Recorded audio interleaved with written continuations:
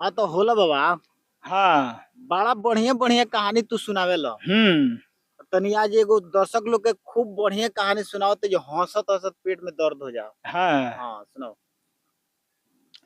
एक जना भाई रहले हाँ तो उ चलले अपना ससुरारी। हाँ तो पहिले गईले अपना माई से भेंट करे। अच्छा। कहले जे माई जातानी हम ससुरारी। हाँ तो उनकर माई कहली जे हमार बाबू जाता रह तो पहुनाई अकेले जई ह। अच्छा।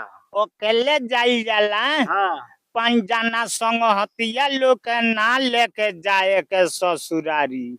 ना तो खान पान में तनी गजन अगर हो जाई गजल लागे होखे। तो संग हतिया लोग शिकायत तारा के करे लागी। हाँ हाँ हाँ तो ए बाबू वही से कहतनी जो अकेले तू जई ह। हाँ अकेले जई ह तब भाई अकेले चल दहले। अच्छा। जब चल दले कुछ दूरवा पर जब गईले तो हाँ घूम के ताकत रे पीछवा तो फरछाहिया उनकर लौकल। उन्हीं के फरसैया। हाँ। हाँ हाँ तो फरछाहिया देखले तो कहले जे रे दादा माई कलसिया अकेले जइए आई सारवा दुको से संग ही बा। हाँ अरे तो ते कहाँ जइबे रे। हम जातानी अपना ससुरारी। मने होशियार लखू। हाँ। हाँ हाँ तो कहले जे रे तो हम जाएब अकेले ससुरारी तो हमरा संगे सारवा ते कहाँ जइबे रे। हाँ तो भाई का कहले कहले जे बोल का मांगता रे का मांगता रे हाँ हाँ कुछ मांगता रे। हाँ तो वो मुड़ी डोलावता तो भाई पैंटवा खोल के बिग दहले। पैंटवे मांगत रहे ह तो वो मुड़ी डोलावे जे ह।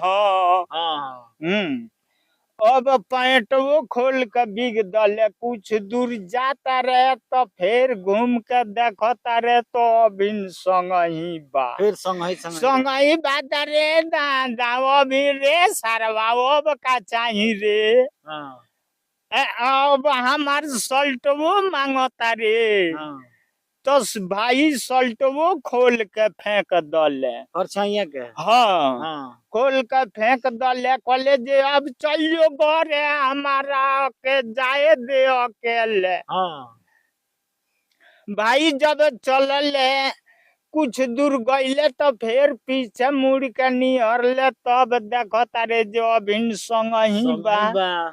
तो रे सारे ते ना मनबे अब का मांगता रे रे हमार कछवो। हाँ तो भाई कछवो निकाल के आ बिग दहले। हाँ हाँ अंदरवा के चढ़ियो हाँ हाँ निकाल के फेंक दहले। हाँ अब उनकर गोपालगंज खुला हो गई। हाँ अब ए बाबू अब कुछ दूर जाता रे पीछे मुड़ के निहारो तारे तो अभी संग ही बात डाले सारा बात नहीं ते तो परेशान को दलिस रे। सब खोल के दे दहनी हैं? अब का करे पीछे आवत। अब का मांगता रे गोजिया। हाँ तो भाई गोजियो दे गल। हाँ अब तो साफ समियाना उनकर खुला हो गए। खुला हो गई। हाँ जब फ्री हो गईले हाँ तब है इनका घुरिया तो घुरियाला से अब रात नु हो गई पहुँचे हाँ पहुँचे। पहुँचे पहुँचे रात हो हैं, गए।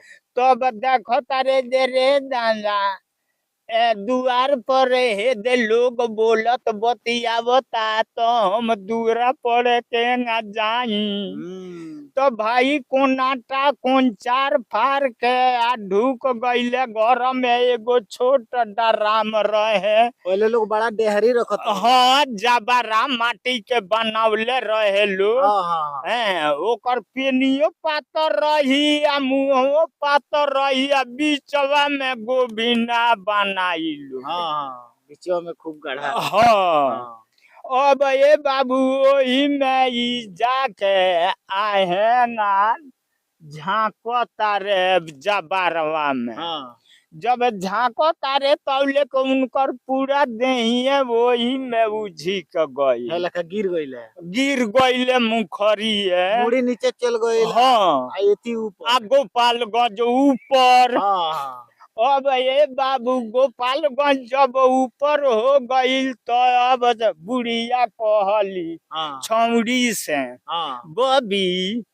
आज रोटी खाली पका दो हाँ आज कटहरवा धैनी सन डहरिया में ओई डहरिया में धइले रहे हाँ हाँ उ आज कोवा खाई जाई हाँ कोए रोटी आज खाई हाँ जाई हाँ हाँ अब रोटी पका के छौड़ी आ ध दलस आ बुढ़िया कहली तो जातिया छौड़ी तो एक बेर जब हाथ लगावतिया हाँ तो भाई के दुनू अंगूरी लइकिनिया के उनका बाजारे में पड़ गई हाँ जब बाजार में दुनू अंगुरी डूब गई हाँ हाँ तब हेंगा निकाल के आ लइकिनिया मोकतिया अरे बाप रे बाप ई तो बुझाता जे साथ सर गइल बारे दादा कोवा सर गए रे हाँ हाँ हम्म,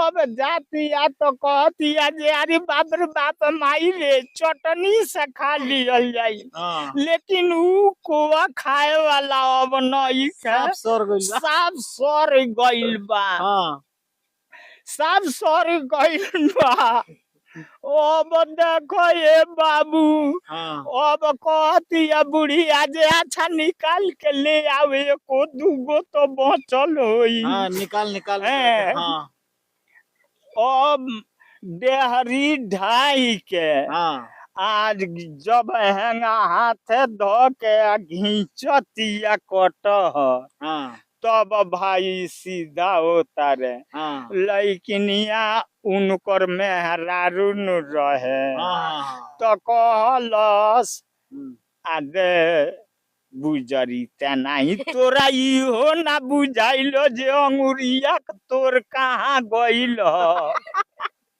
अनजान ना हाँ। बैठाइलो तो कहलन ए में कटहरवा ना रहल हाँ तो हम कटहरवे नुटुवत रहनी हज पाकल बाकी ना हाँ हम का जानता नहीं जे तू एही में ढुकल बाड़ो हाँ एहिंगा उघारे आइल बाड़ो का हो हाँ तारा घरे कपड़ा नई खे हाँ आ तो रे माई कहुए जे अकेले जइयो हाँ आ एगो औरी सारवा हमारा संगे पीठी पर के सारा कपड़ा हमार ले लीवे हाँ अब वही कमारी तो होई कौन चारवा फाड़ के हम जबारवा में आके ढूक गमी हाँ